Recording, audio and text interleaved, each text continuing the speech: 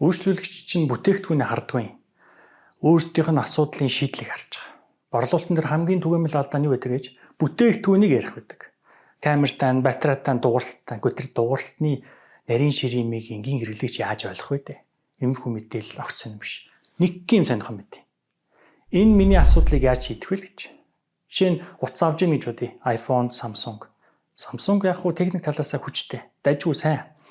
iPhone-ыг хэрэглэгчид өгдөг 3 сэтгэл зүйн шийдэл нь илүү хүчтэй байдаг байхгүй юу? Стрессгүй, ойлгомжтой, дараа нь зарахад алдагдaltaгүй, найдвартай, тийм ээ, вирус орохгүй, дээрс нь iPhone барихаар гоё харагддаг. Энэ iPhone-ы функцүүд нь гоё, хөдөлгөөн нь гоё гэдэг. Ийм тэр нэг мэдрэмжүүд байгаа юм шүү дээ. Энэ мэдрэмж байгаа болохоор хэрэглэгчид бодглохоор логик нь тэр хүнийг iPhone руу хөтэлдэг. Тэр хүн өдөр тутмынхаа харилцаагаа хурдан, илүү амар, илүү найдвартай болгох гэж энэ боломжуудыг худалдаж аваад байгаа байхгүй.